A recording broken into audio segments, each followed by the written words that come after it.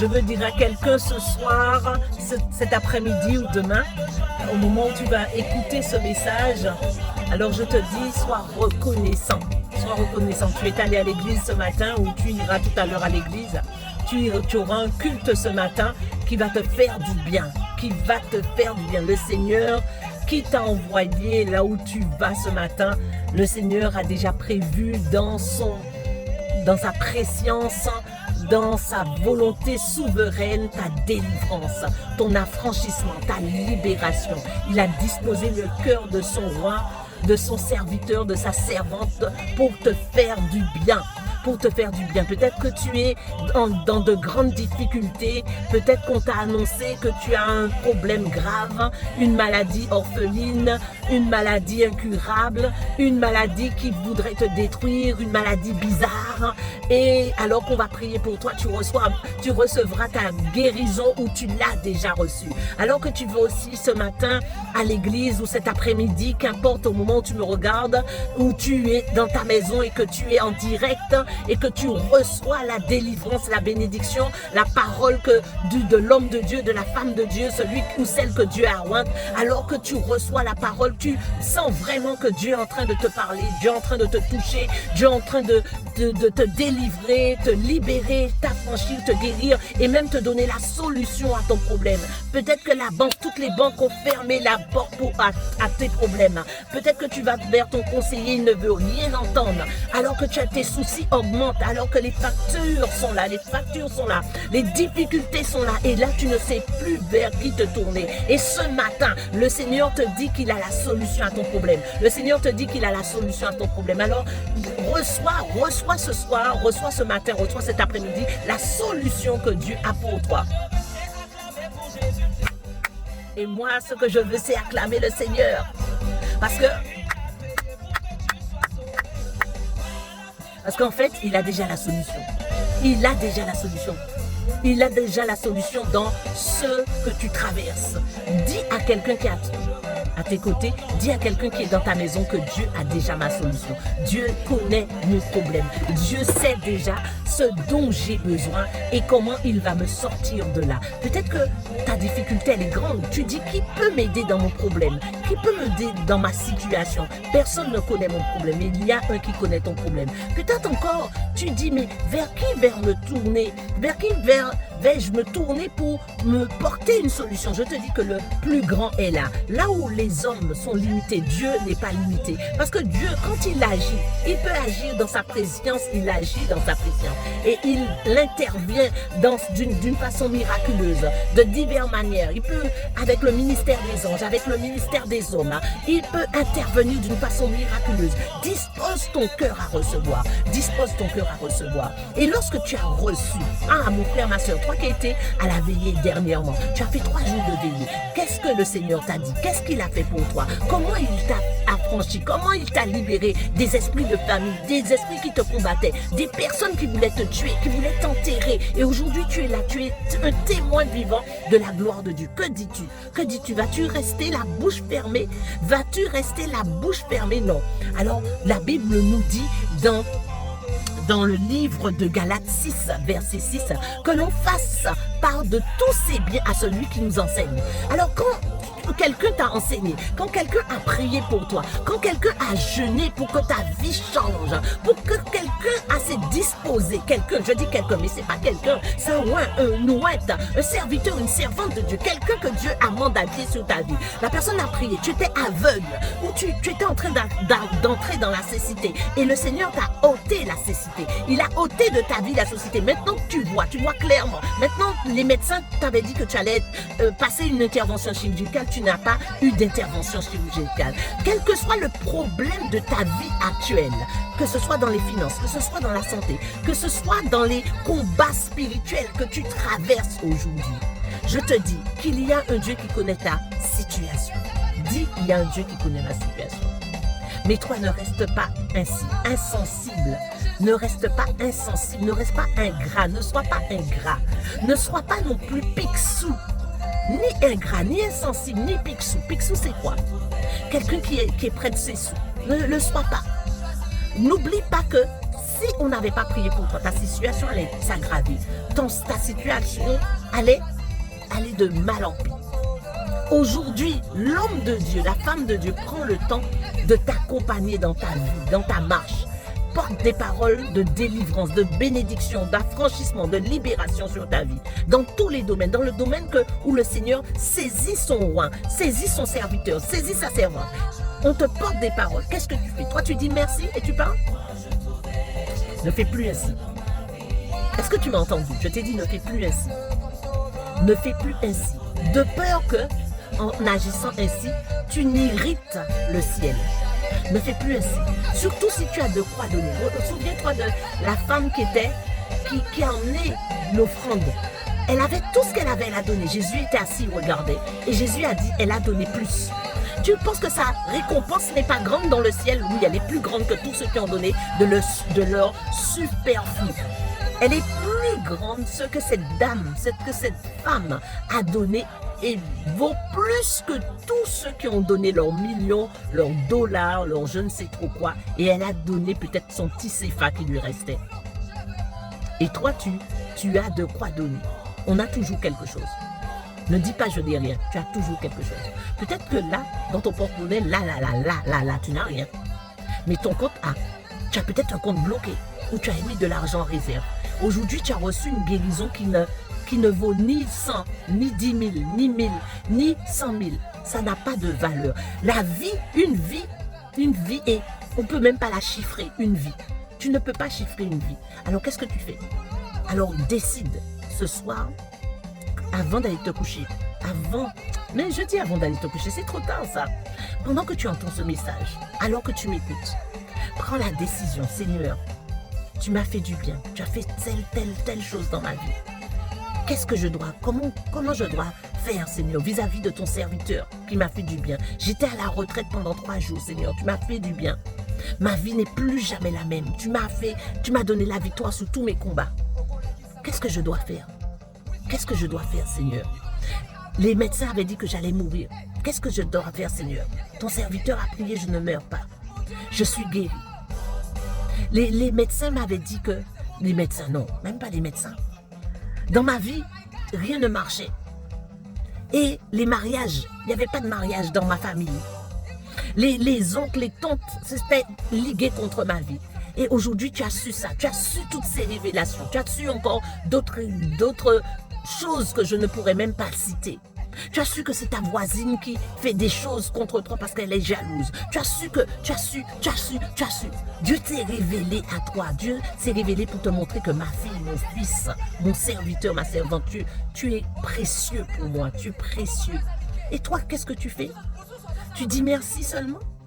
Tu dis merci, homme de Dieu, soyez bénis. C'est pas suffisant. C'est pas suffisant. Tu vas me dire oui. Alors c'est pour de l'argent que l'homme de Dieu fait ça? Non, il ne fait pas ça pour de l'argent. La femme de Dieu non plus. Le vrai homme de Dieu, la vraie femme de Dieu ne fait pas ça pour de l'argent. Parce que c'est quelqu'un qui a l'amour des âmes. Mais, toi, ta part c'est de faire ainsi. Ce n'est pas la part de l'homme de Dieu de te dire de semer. Parce que tu es censé comprendre les principes divins. Tu es censé comprendre que il faut semer. C'est le sacrifice, en fait. C'est le sacrifice. Une vie. La valeur d'une vie, c'est une vie. Une vie a du prix aux yeux de Dieu. La preuve, Dieu a donné son Fils pour nous donner. Pour nous sauver, pardon. Dieu a donné son Fils pour nous sauver. La valeur d'une vie, c'est une vie. Toi, aujourd'hui, Dieu t'a sauvé pour que tu sauves aussi demain, pour que tu délivres aussi demain, pour que tu prolonges, tu fasses ce que Dieu attend de toi, pour que tu rentres dans ta destinée, pour qu'il n'y ait plus de blocage, plus de barrières, de limitations. Pour que les ennemis de ta destinée ne se dressent pas et n'empêchent pas à Dieu de continuer l'œuvre qu'il a commencée avec toi. Je déclare déjà cet après-midi que l'œuvre que Dieu a commencée, il l'achève au nom de Jésus. Il achève au nom de Jésus. Il achève au nom de Jésus. Alors maintenant, toi, qu'est-ce que tu vas faire? Mon frère, ma soeur, servante de Dieu, serviteur de Dieu, vous qui avez été là à la veille, vous qui étiez à la veille, ne restez pas ainsi. vous qui avez reçu, vous étiez à la veillée, vous étiez dans votre église, vous étiez à un moment grand moment de prière. Le Seigneur vous a fait du bien, le Seigneur vous a visité. Ne restez pas ainsi. Décidez, je vous le dis, avec un cœur vrai et sincère, décidez, que quelqu'un dise décider, je me décide, de demander au Saint-Esprit de me dire ce que je dois semer dans la vie de la servante ou du serviteur de Dieu qui m'a fait du bien, que Dieu a utilisé pour sa gloire dans ma vie. Et quand tu vas prendre un temps de prière, le Saint-Esprit va te dire, le Saint-Esprit de Dieu va mettre dans ton cœur, tu vas le savoir, à moins que tu luttes avec la pensée, mais tu vas le savoir, assurément, assurément. Tu sauras, si c'est 100 €, tu sauras 100 €, le Seigneur te demande. Des fois, il va te dire 100 € et tu ne sauras pas pourquoi 100 €. Quelquefois, il va te dire 40 € et tu connaîtras 40 € veut dire pourquoi. Peut-être il va te donner de 1000 € et tu sauras 1000 €, c'est pourquoi. Peut-être 10 000, tu ne sauras pas 10 000, mais 10 000 va correspondre à quelque chose. Parce que chaque chiffre a une correspondance dans le monde spirituel. Alors, j'invite quelqu'un à faire ce pas. J'invite quelqu'un à sceller sa bénédiction. J'invite quelqu'un à sceller la grâce, la faveur divine, la chose qu'il est venu chercher lors de la veillée, lors des 24 heures de prière, lors des 33 jours de prière, qu'importe le lieu où tu t'es rendu, où tu as reçu de Dieu, la semaine, les 7 jours que tu as pu faire, et que le 8e jour, Dieu s'est révélé, quel que soit ce que tu as reçu un bien de l'Éternel, tu as reçu une faveur divine, tu as reçu une délivrance, un affranchissement, une libération, une guérison, tu as reçu, tes yeux ont été ouverts, le Seigneur en plus a activé tes dons, les dons spirituels ont été activés, maintenant tu pourras encore servir le Seigneur de façon plus excellente, plus merveilleuse, plus puissante, plus fort, plus... Qu'est-ce que tu fais avec ça? Comment tu peux dire que tu rentres à la maison et merci, au revoir? C'est pas possible, c'est pas possible. C'est pas possible. Enfants de Dieu, la francophonie, je vous en supplie, ne continuons plus comme nous avons commencé. La francophonie, on est statué comme des personnes picsou, en fait. Des personnes qui tuent les prédicateurs. Nous tuons les rois de l'Éternel. Non, ne faisons plus ainsi. La France, s'il vous plaît. La France, je parle de la France, mais je parle des enfants de Dieu de France. De ceux qui ont compris des principes. Levons-nous, accomplissons véritablement le mandat de Dieu dans toute sa plénitude. Ça veut dire quoi dans toute sa plénitude? Ça veut dire que je ne prends pas seulement une partie et je délaisse l'autre. Non, dans sa plénitude. Je sème quand il faut semer. Je bénis quand il faut bénir. Je prie quand je dois prier. On va voir un dernier passage dans la Bible. On va voir un dernier passage dans la Bible. Gloire à Jésus.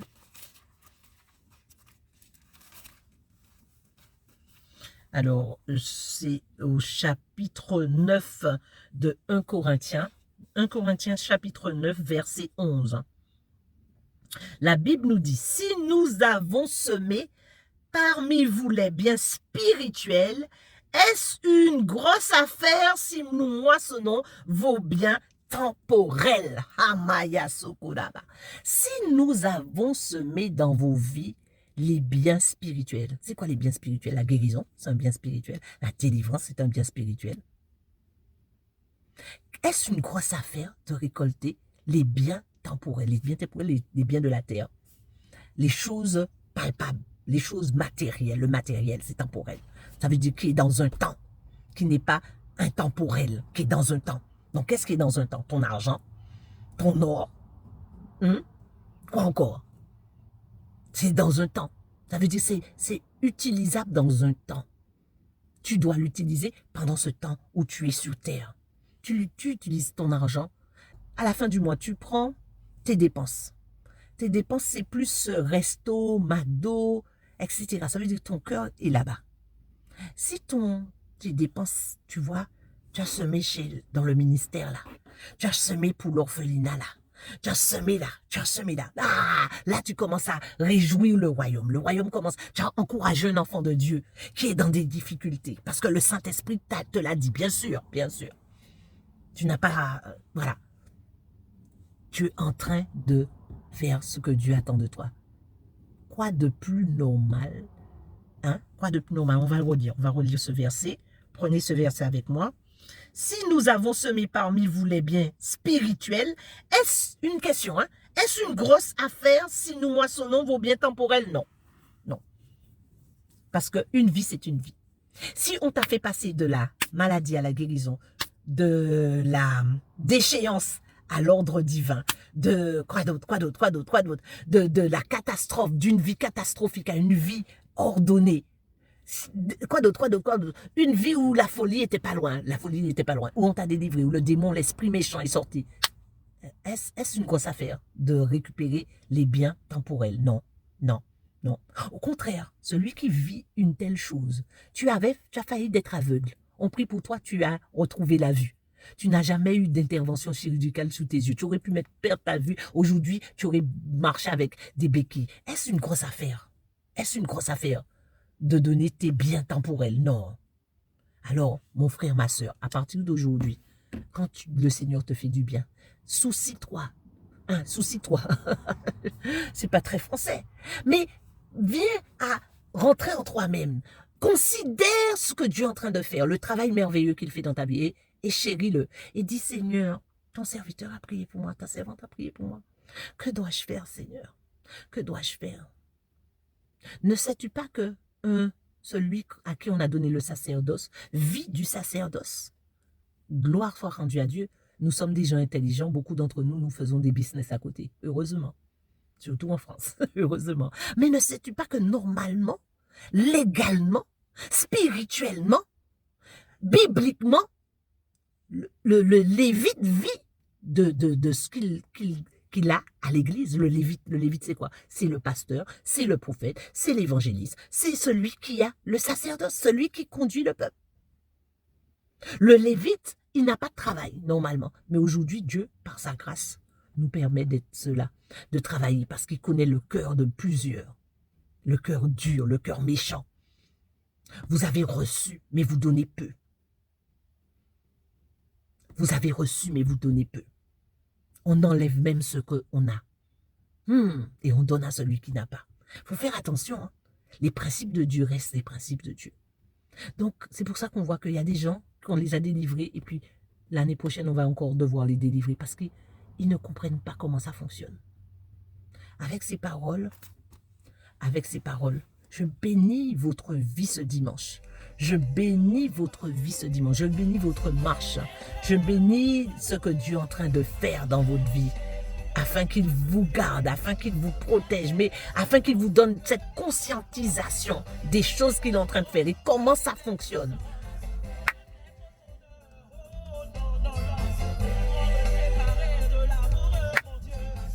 Il m'a sauvé. Il m'a sauvé. Jésus, tu m'as sauvé. Le Jésus que je sers t'a sauvé et il te sauvera encore de l'erreur. Il te sauvera de l'incompréhension. Il te sauvera. Il te sauvera. Gloire à Dieu. À très bientôt. C'était la servante de Dieu, la prophétesse Rachel Sandra d'Anglade. À bientôt.